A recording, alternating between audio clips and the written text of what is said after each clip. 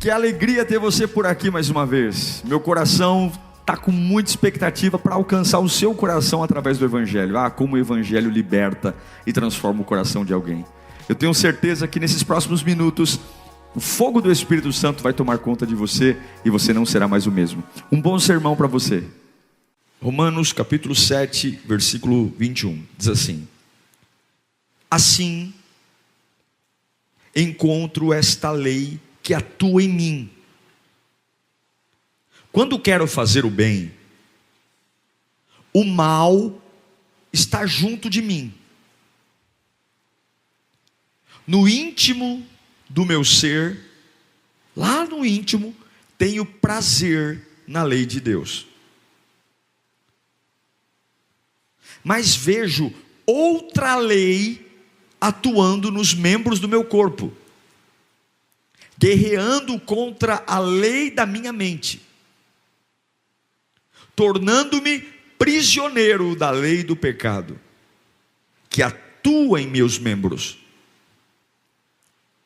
Miserável homem que sou, quem me libertará do corpo sujeito a esta morte? Graças a Deus, por Jesus Cristo nosso Senhor, de modo que com a mente, eu próprio sou escravo da lei de Deus, mas com a carne, da lei do pecado. Curve a sua cabeça. Repita comigo: eu declaro guerra. Mais alto: eu declaro guerra. Peça para Deus falar com você nessa noite. Ore. Fale para Deus. Fala: Senhor, eu preciso te ouvir. Eu preciso ir embora para casa com uma palavra. Eu preciso ir embora para casa com direção. Peça ao Espírito Santo. Você que está aí na tenda, você que está em casa, você que está aí no hall, peça para Deus falar com você. Espírito Santo, nós precisamos tanto de Ti, meu Pai. Precisamos tanto que as águas do Teu trono desçam aqui, para regar o deserto do meu coração, as dúvidas da minha mente, os medos da minha alma. Eu preciso de uma voz de comando. Eu preciso de uma voz que venha e me traga segurança, me traga capacidade de suportar, coisa que nenhuma voz humana é capaz, a Tua é. Nós imploramos: Rei, fale. Pai, fale. Senhor, fale. Fale que Teus servos ouvem, em nome de Jesus. O livro de Romanos é um livro extremamente poderoso. De todas as cartas que Paulo escreveu, a mais linda, a mais contundente, a mais poderosa, sem dúvida, é a carta aos Romanos. Paulo compartilha uma carta com uma sociedade corrupta, e ele se infiltra nessa sociedade com uma estratégia de invadir aquele lugar e levar o Evangelho, levar a luz de Deus. O nascimento da igreja não aconteceu com cadeira de seminário, com apoio político. Não, o crescimento da igreja, a expansão da igreja foi com chibata no lombo, foi com pancada. Eles se espalharam porque em Jerusalém, se ficassem, seriam mortos. E esses homens foram espalhados, e Paulo, um deles, para um período de impacto. Diga comigo: impacto. O deslocamento dos apóstolos, muito mais do que as conversões que eles geravam, as salvações, era um impacto. Porque não adianta dizer que vou pregar o Evangelho se a minha pregação não dá impacto. Não é o movimento dos pés, não é o quanto eu falo, não é o quanto eu canto, não é o quanto eu prego, não é o quanto eu digo que sou crente, mas é o quanto eu impacto. Porque algo que se impacta não é mais o mesmo. Um carro que sofre o impacto, ele não é mais o mesmo. Uma pessoa que sofre o impacto, ela não é mais a mesma. Alguma marca fica. E a grande evidência da igreja era o impacto. Onde esses homens pisavam, havia impacto. Pessoas, tanto para o bem como para o mal. O evangelho mudava. Porque tem gente que é como esteira. Já viu esteira? Você fica correndo na esteira 2 horas. Que energia desperdiçada. Eu poderia estar gastando a mesma energia e chegar lá na praia, mas você está correndo parado.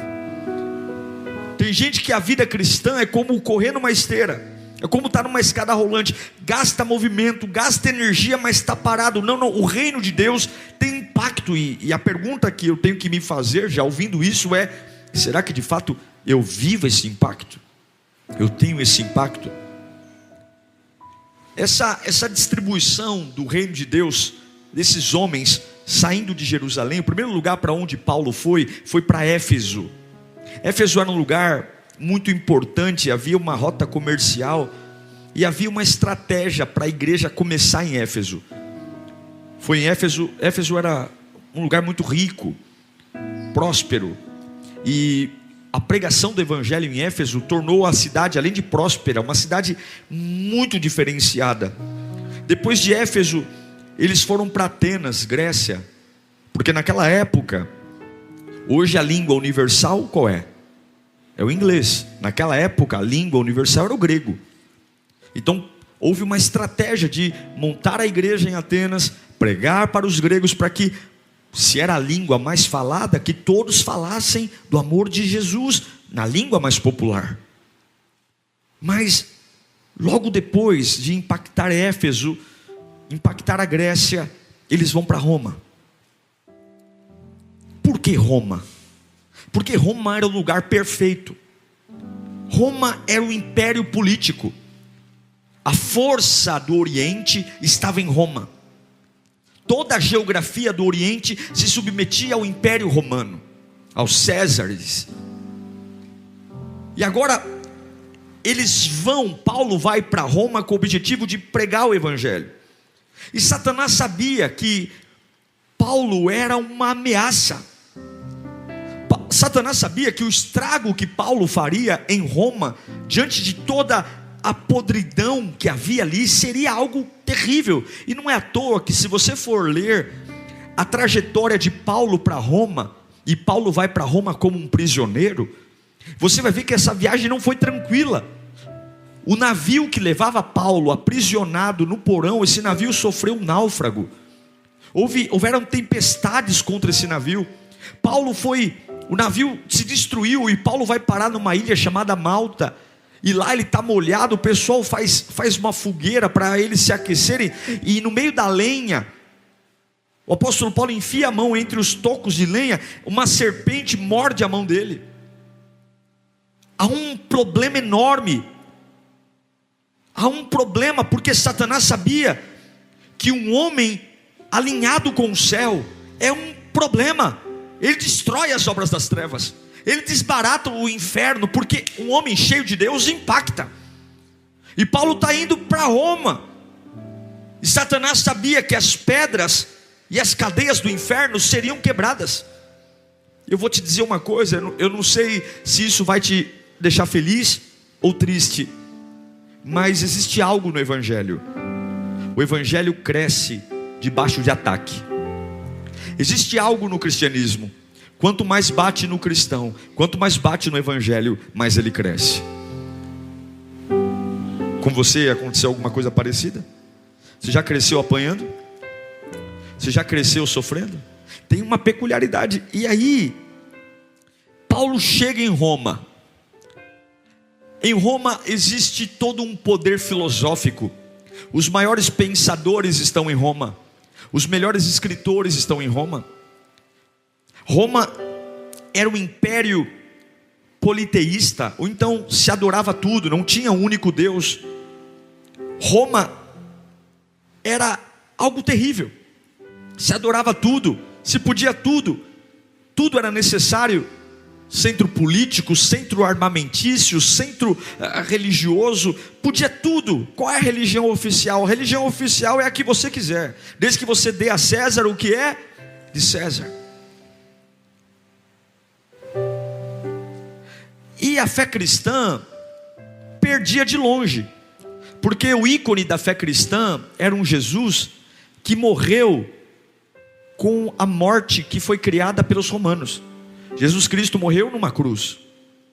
E agora Paulo chega em Roma com a proposta de falar sobre um condenado que morreu numa morte idealizada pelos romanos.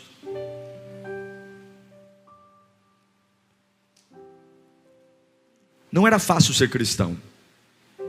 Não era fácil seguir Jesus.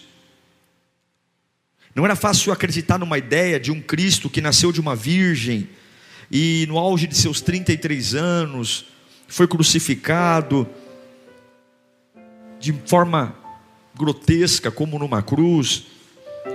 Para um romano, a fé cristã sempre foi algo ridículo, uma história ridícula, uma história difícil de se entender, uma história complicada. Era mais fácil crer em Poseidon, em Zeus, em Atena, na mitologia grega ou na mitologia romana. Mas uma das coisas que eu aprendi é que Deus usa a loucura do evangelho para hipnotizar aquele que se acha sábio. Realmente a história cristã, sem olhar pelo campo da fé, é uma loucura. Mas escute, o livro de Romanos é uma obra clássica, e especificamente o capítulo 7 de Romanos.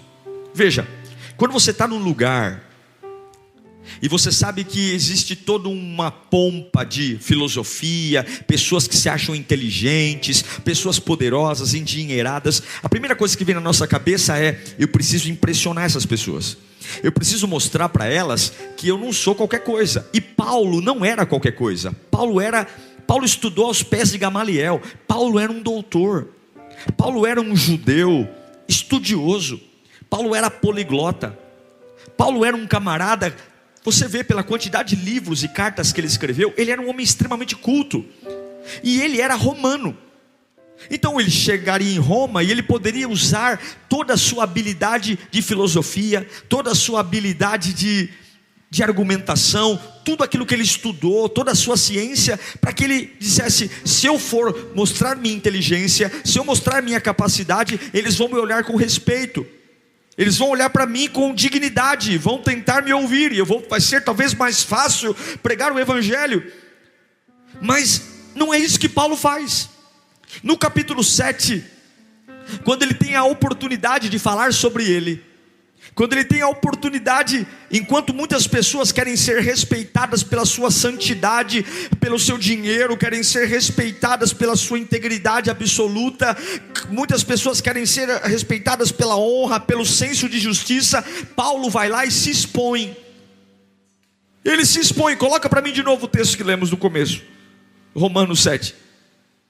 O discurso de Paulo é este: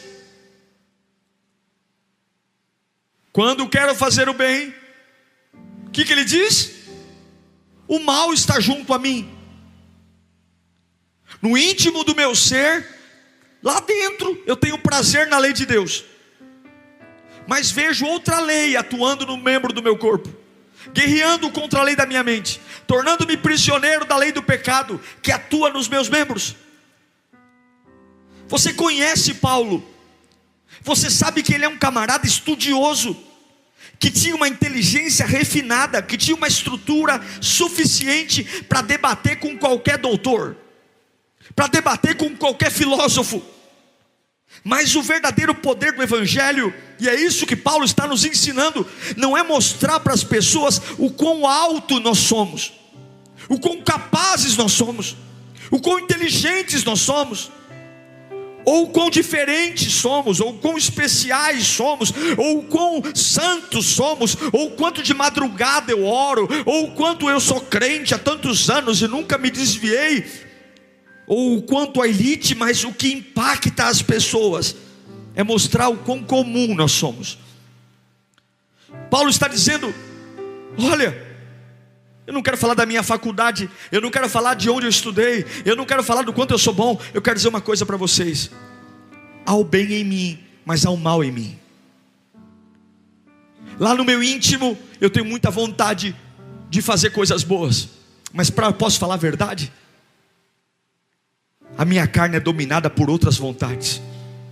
Há uma lei do pecado em mim. Paulo está dizendo: eu preciso lutar todos os dias, eu preciso guerrear todos os dias, para estar em pé. Se você quer ter uma vida cristã relevante, se você quer ser um cristão de verdade, se você quer que as pessoas olhem para você e sigam a sua fé, você só vai ser eficaz quando você desce do pedestal da santidade aparente e se humilha, dizendo que somos pecadores como todos, e todos os dias há uma guerra, e o que nos torna especiais é aquilo que recebemos da parte de Deus. Irmãos, isso é um entendimento extremamente poderoso, porque Paulo está dizendo: eu não sou perfeito, eu sou, e vou dizer a você, Paulo tinha uma envergadura muito maior que qualquer um de nós aqui, e ele não está fazendo média, ele não está dizendo que é perfeito, ele não está dizendo que é santo, ele está dizendo o seguinte: há uma guerra em mim, uma parte de mim quer fazer o bem, e a outra parte quer fazer o mal, e isso eu enfrento todos os dias.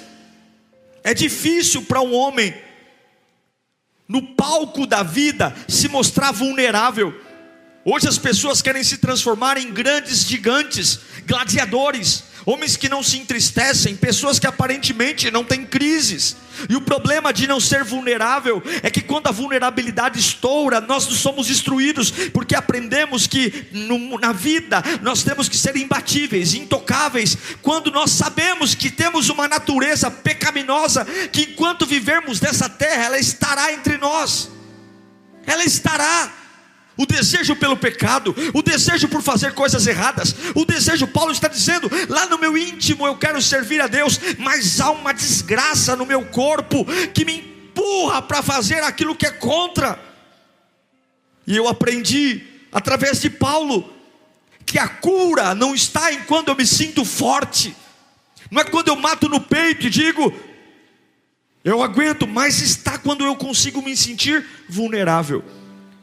É dizer, eu estou numa cidade incrédula, há um monte de gente poderosa, há dinheiro, há fama, mas eu vou começar a minha carta, não falando deles, mas dizendo que eu sou tão miserável quanto eles. Eu encontrei Jesus, Ele mudou minha vida, Ele mudou meu nome, mas eu ainda enfrento uma guerra todos os dias. Todos os dias eu enfrento uma guerra. Todos os dias eu quero fazer o bem, mas tem algo em mim que não quer que eu faça o bem. Todos os dias eu tenho vontade de adorar, mas tem algo em mim que não quer adorar. Todos os dias eu tenho vontade de servi-lo, mas tem algo em mim que não quer que eu sirva. Sabe, irmãos, existe uma pressão enorme para você não ser vulnerável. Existe uma pressão enorme para você não olhar para você e reconhecer os seus pontos fracos, os buracos da armadura. Porque aparentemente ser vulnerável, se você é fraco e vulnerável, muitas amizades não interessam mais. Se você é fraco e vulnerável, algumas pessoas não têm mais interesse em você. Se você é fraco e vulnerável, para alguns você será descartável, porque a fé que a gente criou é uma fé inabalável, é uma fé imbatível, é uma fé que eu estou em pé todo dia, porque se eu não estou em pé todo dia, não, nós estamos em pé pela misericórdia. Existe uma pressão enorme. Paulo diz, quando eu quero fazer o bem, o mal está em mim. Ele não está fingindo. O grande apóstolo Paulo, que escreveu Coríntios, Romanos, Efésios, Timóteo, o grande apóstolo Paulo, que escreveu metade do Novo Testamento, o grande apóstolo Paulo, que foi decapitado e não negou a fé, ele está dizendo, quando eu quero fazer o bem, o mal está comigo. Eu sou um apóstolo de Jesus, e o mal está comigo. E hoje você vê crente novo, andando como anjo. Se você e eu ignorarmos que é preciso declarar guerra todos os dias contra o mal que está em nós, nós seremos destruídos. Se nós nos acostumarmos a uma vida de igreja, uma vida de culto, uma vida de pegar a Bíblia e ler na hora da igreja, se nós nos acostumarmos a cantar louvores bonitinhos e ignorarmos que mesmo no meio da minha adoração o mal está presente, mesmo no meio da minha pregação o mal está presente, mesmo no meio das minhas vitórias o mal está presente, se eu ignorar que o mal está presente, eu serei derrotado.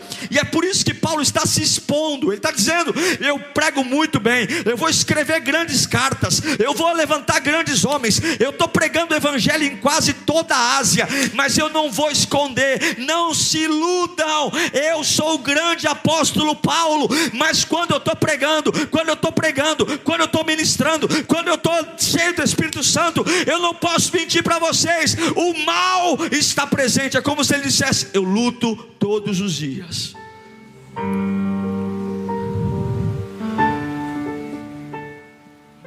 Talvez seja isso que a gente precisa hoje: declarar guerra. Declarar guerra. Paulo está falando: se o mal está presente, como é que eu posso fazer o bem? Ele está falando: existem duas coisas diferentes em mim: o meu corpo tomado pela lei do pecado e o meu espírito cheio da lei da vida. Há uma guerra em mim, duas leis distintas que estão lutando.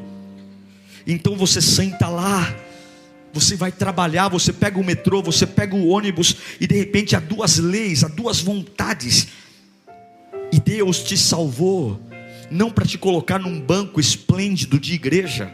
Deus te salvou não para você carregar uma carteirinha de lírio dos vales. Deus te salvou não para você dizer: graças a Deus eu estou prosperando na empresa. Deus te salvou para te colocar numa guerra. Você é uma guerra ambulante. Você não pode ignorar. Existem duas naturezas em mim e em você. Existem duas sentenças, duas sementes, duas forças. Existem um cabo de guerra e a gente não pode ignorar. Em Mateus capítulo 11 versículo 12, a Bíblia diz que desde os dias de João Batista até agora, não é conquistado com rosinha, com sal grosso, com campainha, com copo d'água em cima da TV. Desde os dias de João Batista até agora, o reino de Deus é tomado à força, e os que usam de força se apoderam dele. Não é com meia dúzia de aleluia que você vence o pecado. Não é com meia dúzia de aleluias que você manda a sua natureza pecaminosa calar a boca. É uma guerra, é uma guerra. Há uma guerra quando você canta aqui no culto. Há uma guerra porque existe uma força para você parar de cantar. Há uma guerra quando você prega dentro da tua casa, quando você dá testemunho, quando você prega no seu serviço, porque em você mesmo há uma lei dizendo: cale a boca, cale a boca, cale a boca, cale a boca. Existe uma guerra enorme. Quando você vem à igreja, tudo coopera para você não vir. O telefone toca, a cabeça dói, o corpo dói, há uma ansiedade. Você começa, o telefone toca, há uma guerra, porque você está numa guerra. Não ignore, e você tem que declarar guerra nesta noite, porque se você não guerrear, aquilo que está contra você continuará guerreando todos os dias. Sabe o que eu percebo aqui? Quando éramos pecadores, somos pecadores, mas quando estávamos no pecado, quando fumávamos, não tinha guerra, tudo era tranquilo. Quando bebia até cair no chão, não tinha guerra. Quando tinha amigos de cerveja, de balada, quando varávamos a noite acordados, se prostituindo. Hoje eu li uma notícia de um reality show com uma pessoa que a emissora disse: não beije essa pessoa porque ela está com herpes. E a mulher foi lá e beijou o camarada mesmo com a boca sangrando das feridas de herpes. A pessoa não tem mais nem cuidado consigo própria. Mas para uma pessoa dessa não tem guerra. Não tem guerra. Ninguém vai guerrear porque tem sexo explícito num programa de TV assistido por milhares e milhões de pessoas, inclusive crianças. Não tem guerra se você sensualiza e faz uma dancinha aparentemente bonita no TikTok. Não tem guerra. Não tem guerra. Não tem guerra se você peca. Não tem guerra. Não tem guerra quando você sai da igreja. Não tem guerra quando você desvia. Não tem guerra. Não tem guerra. Não tem guerra. Para que haverá uma guerra? Se a parte que me destrói venceu. Mas de repente acontece um acidente. De repente você vem do nada na igreja, porque um amigo está há muito tempo te enchendo a paciência, e você vem falando, eu vou lá para esse camarada não me encher mais a paciência, já que ele fez minhas vontades, vou fazer a dele. E aí de repente acontece um acidente. Você não segue mais o clube. Você chega aqui, não esperava nada, mas aí uma palavra entra no seu coração. O nome de Jesus Cristo cria como se fosse uma bomba nuclear. E você fala, uau, que é isso? E de repente você começa a ser confrontado a não seguir mais o clube que seguia, a não fazer mais o que fazia. E não tem muito o que explicar, porque é algo que vem de dentro para fora. E você começa a aceitar Jesus. E o que é aceitar Jesus? Aceitar Jesus é um conflito. A vida cristã é um conflito, é uma guerra. Tolo você se achar que aceitar Jesus te trará paz. E é por isso que a Bíblia diz que a paz que Jesus dá, ela excede o entendimento. Não é uma paz comum, porque a paz comum não vai casar com o cristianismo. Muito pelo contrário, é muito provável que a fé cristã piore as coisas, te ponha em guerras. Porque quando você entrega a sua vida a Cristo, você está em guerra. Está em guerra. E eu quero dizer que se você quer servir Jesus, você tem que declarar guerra todos os dias. Todos os dias. Todos os dias. Não, nós não estamos aqui para crescer espiritualmente só, para ganhar dinheiro, para fazer carreira. Nós estamos aqui para lutar. Você veio a esse culto porque você precisa lutar. Você está assistindo essa pregação porque você tinha que lutar. Porque quando a gente estava morando no pecado, vivendo no pecado, não tinha conflito, não tinha confusão, não tinha batalha, não tinha luta. Mas agora uma outra lei do Espírito está tomando em mim. A Bíblia diz que o pecado impera no corpo, mas a lei de Deus impera na mente. É a luta da mente contra o corpo. Repita comigo, eu estou aqui para lutar. E aí você vem num encontro como esse, e você tem um monte de coisa na sua vida, e aí você encontra Jesus, e Ele olha para você e fala, eu amo você, eu quero você na minha vida, eu vou mudar a sua história. E aí, o que vai acontecer? Vai acontecer uma guerra, mas eu quero que você vai em frente, vai em frente. Mas é difícil, é guerra, guerra tem sangue, guerra tem dor, mas eu quero que você vá. Eu quero que você entre no ringue, porque eu quero te dar a família que eu sonhei para você. Eu quero te dar a dignidade que eu sonhei para você. Eu quero que você entre em guerra. A paz vai acabar, as cortinas vão ser tiradas. Você vai entrar em guerra, porque você vai dizer para esse espírito de carne que milita contra você, que o teu Redentor agora está do teu ladinho. E agora no ringue vai ter parada dura para o lado dele. O problema está na carne, mas eu vou encher a sua mente de palavra, eu vou encher a sua mente de renovação, eu vou encher a sua mente. Você tem que aprender a pensar direito, porque a sua forma de vencer a carne está aqui. É isso que Paulo ensina em 1 Coríntios capítulo 2, versículo 15. Olha esse texto. Mas quem é espiritual discerne todas as coisas, entende todas as coisas, e ele mesmo por ninguém é discernido. Pois quem conheceu a mente do Senhor para que possa instruí-lo?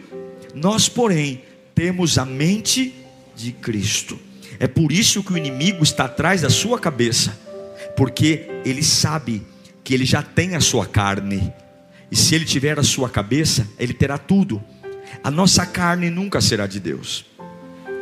A gente pode, é como algumas doenças incuráveis, é como o HIV, por exemplo. O HIV é uma doença que hoje se controla, mas não tem cura. Se uma pessoa tem AIDS e toma o coquetel todos os dias, ela consegue viver normalmente, sim ou não? Porque o vírus fica dormente. O pecado é como tomar um coquetel todos os dias do Espírito Santo. Ele está aqui. Esse corpo, essa natureza não tem cura.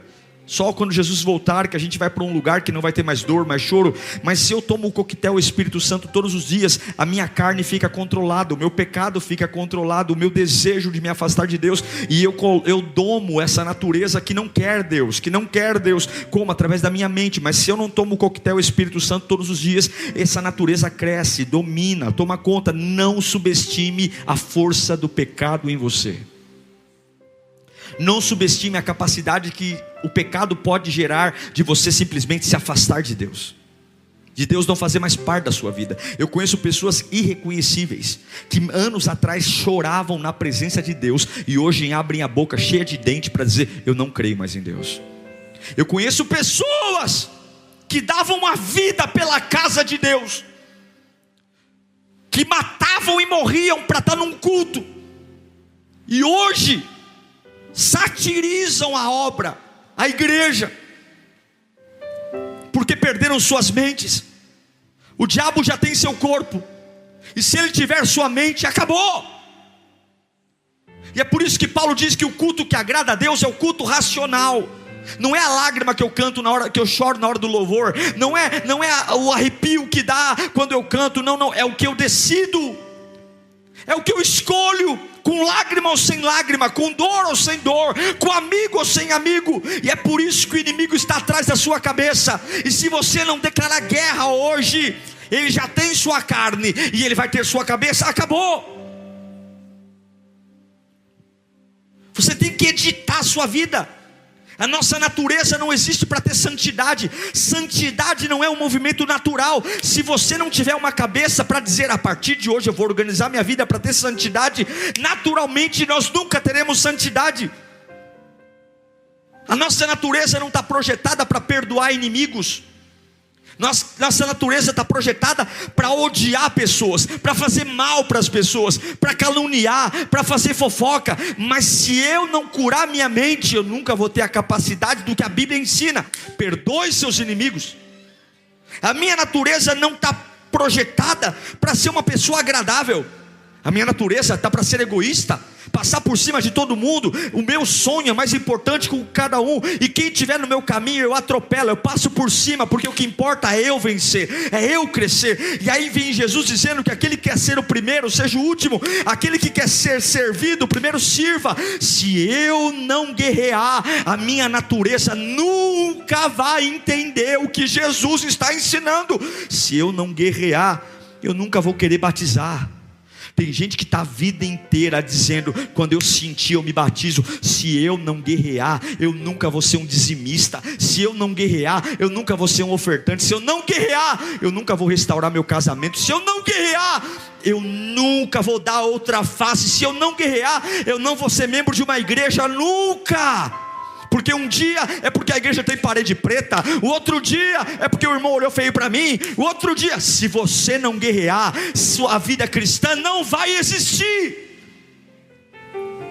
Pode ir para a igreja azul, vermelha, igreja com célula, igreja com reteté, igreja calma, igreja antiga. O problema não é a igreja, o problema é que você não quer guerra. E não tem vida cristã sem guerra, sem luta.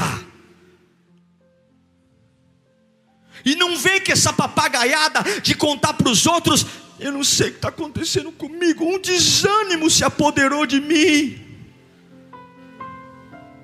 Eu fico impressionado com gente que tem mês que está passando por cima de capeta, satanás. O outro mês parece um derrotado, dá até dó.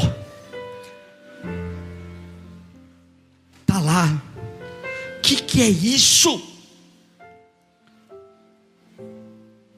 Tem mês que está na carruagem de fogo, enfrenta a pombagira, preto velho. No outro mês não tem coragem de dar paz do Senhor, não consegue abrir a boca. Parte do seu irmão: nem. Que foi? Nada não.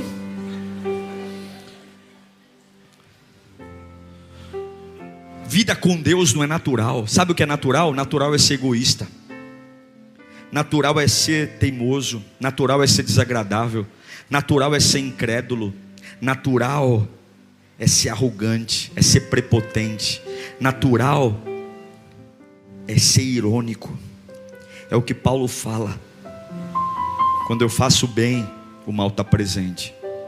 Mas quando eu faço o mal, o bem também está presente. É tudo uma questão de quem eu alimento mais.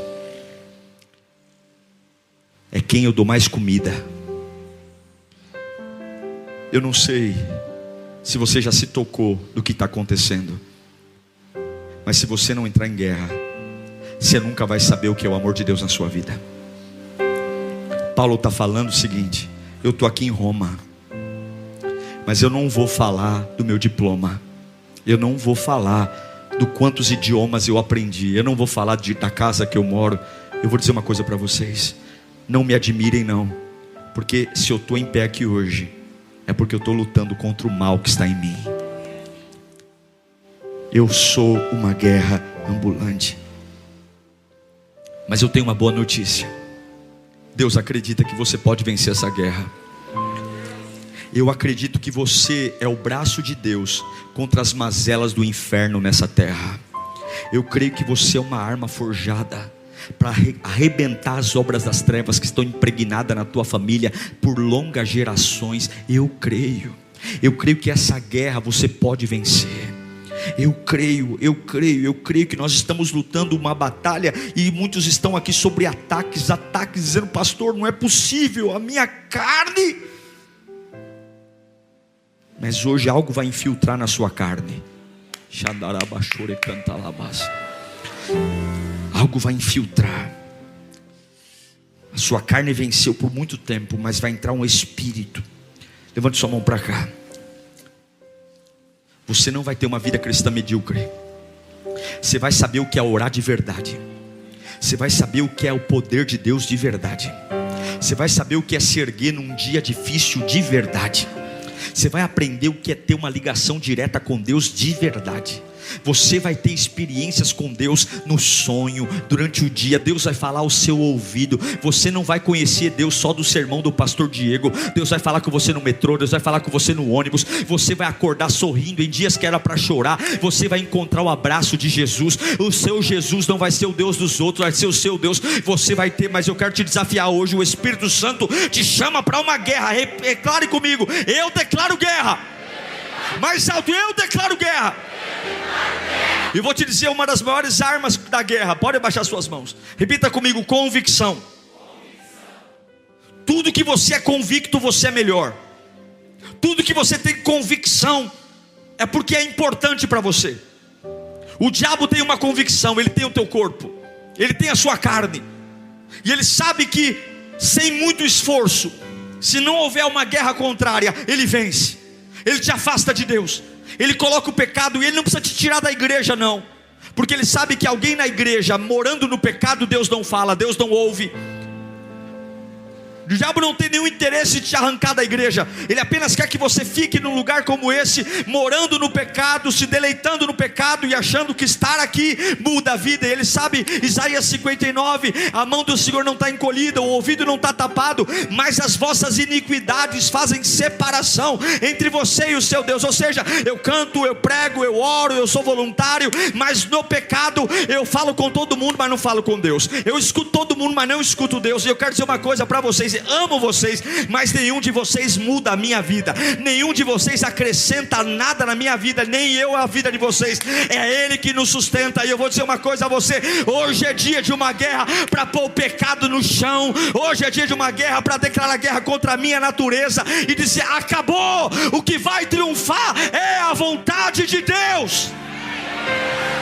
O diabo odeia que você tenha uma convicção. O diabo odeia porque ele quer aprisionar sua mente, ele quer aprisionar. Mas hoje Jesus vai trazer uma glória tão poderosa, porque há um dom no reino de Deus. Sabe o que é o dom? Existe um dom que o diabo não quer que você saiba. Qual é o dom que vem de Deus? O dom de alterar as coisas, pegar o impuro e torná-lo puro, pegar o torto e deixar ele endireitado, pegar aquele que está sentado no monturo, no lixo, e pôr ele para sentar à mesa de príncipes e reis. Há um poder no Evangelho, o poder de aumentar, de mudar, de transformar, de mudar a ideia. Gente que dizia até ontem: eu nunca serei cristão, eu nunca serei crente, e de repente ele está no meio da igreja dando glória a Deus, aleluia. Quantos você não conhece assim? Gente que disse: eu sou ateu, nunca eu vou adorar a Deus. De repente Deus pega, Deus toca. O diabo não tem esse poder, mas Jesus tem o poder de mudar a vida das pessoas. Eu já vi gente com coração de pedra virando criança na presença de Deus. Eu já vi gente que não tem coragem de chorar nem quando a mãe morre, o pai morre, mas quando toca um louvor agora, parece uma catarata do Iguaçu, cai água de todo lado, porque existe um poder no Evangelho, o poder de mudar. E talvez você está dizendo: pastor, eu tenho algo na minha cabeça que eu não mudo, eu tenho uma ideia que eu não mudo. Se você entrar em guerra, você não tem noção da versão maravilhosa que vai entrar sobre a sua vida, a versão de pai, de mãe, de irmão, de filho. Eu creio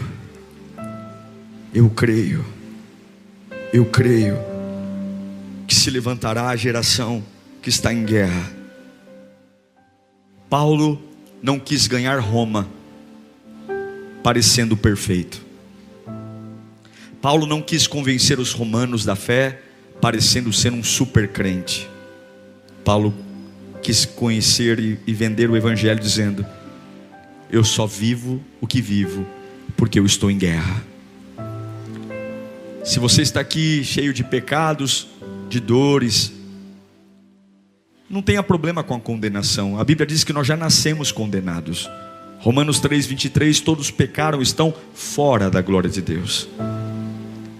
Então, se alguém está te acusando, deixa acusar, porque nós merecemos a condenação.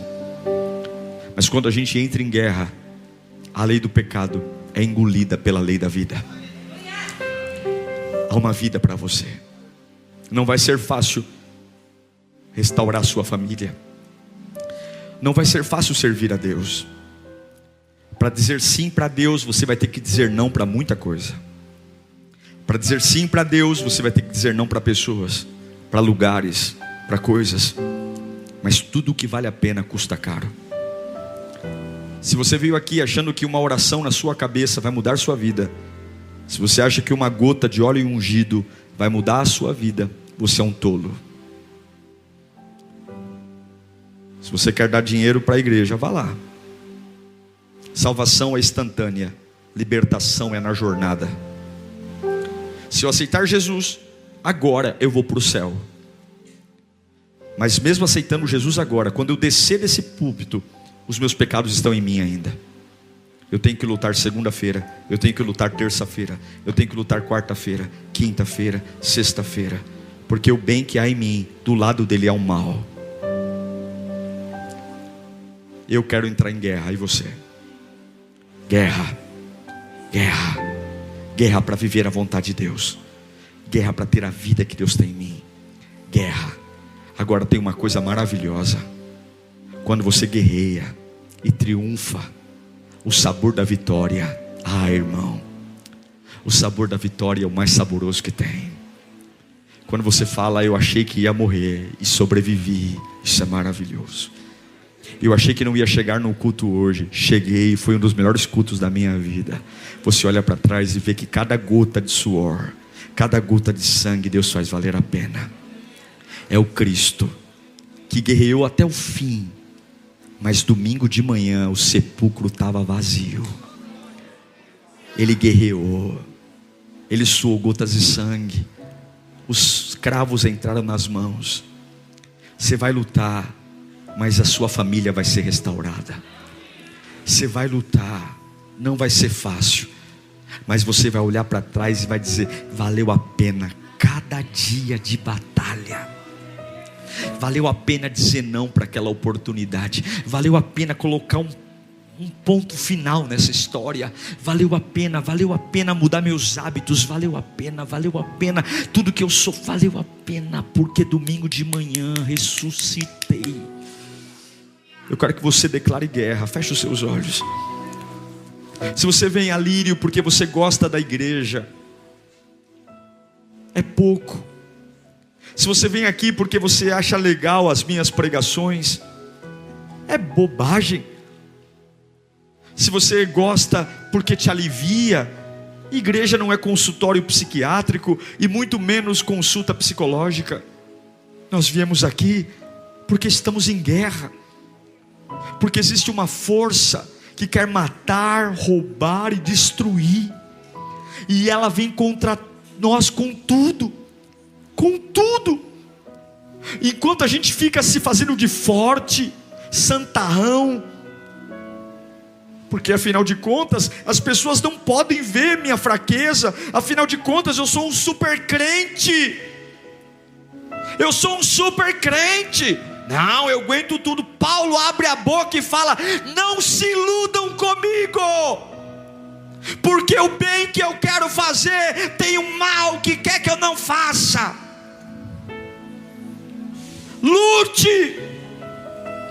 Lute para ter a vida que Deus quer. Declare guerra, guerra contra o vício. Diga para o cigarro: acabou, acabou o cigarro,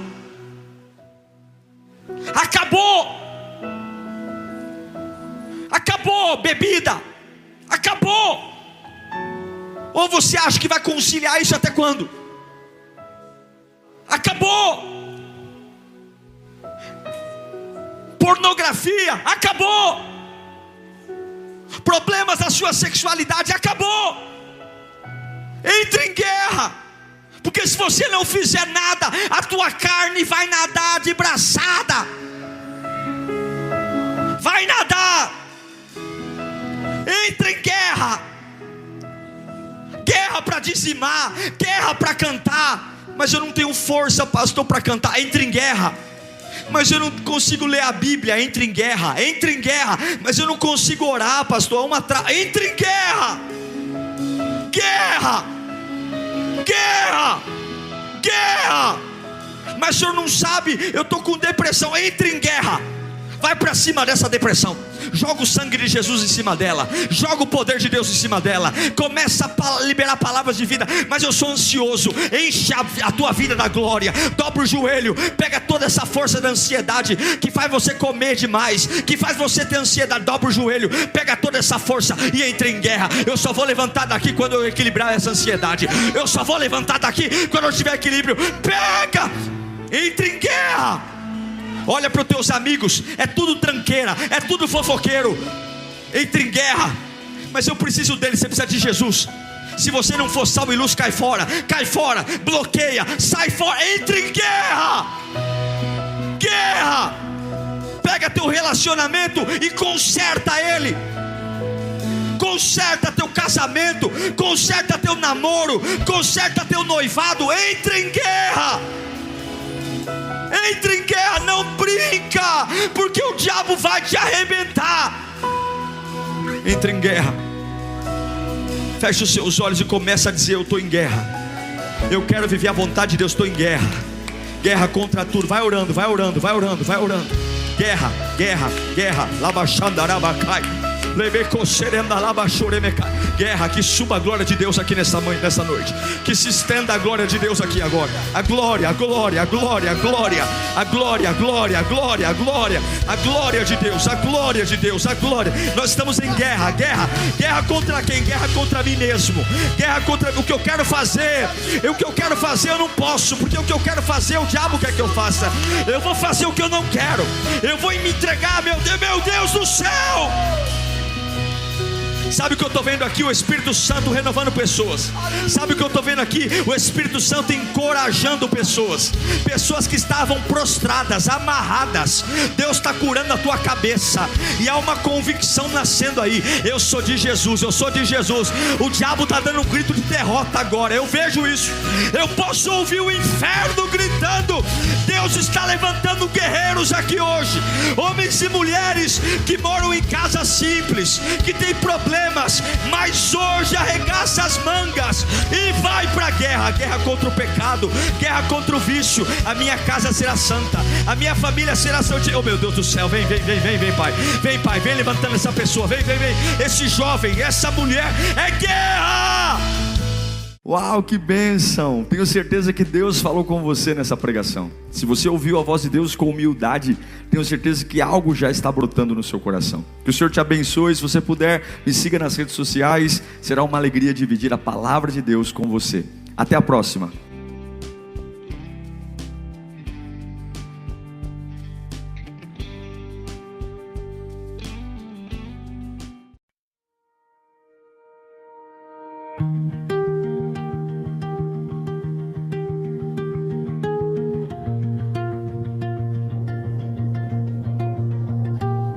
No signs hanging from the sky, no arrows telling me where to go.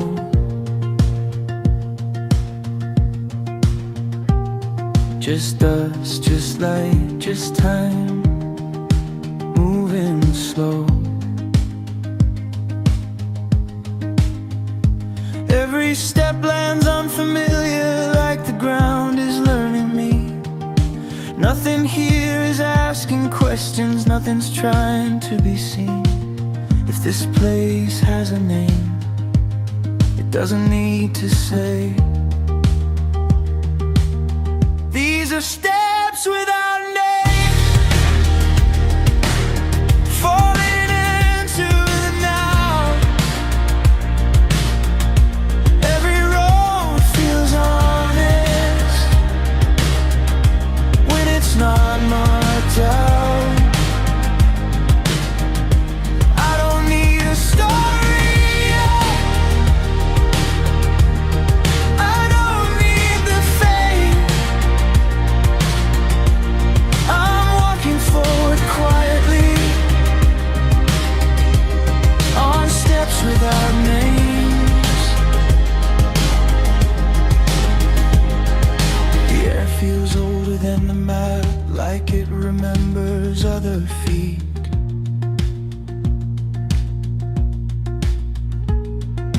Every sound is spaced apart, so silence can speak.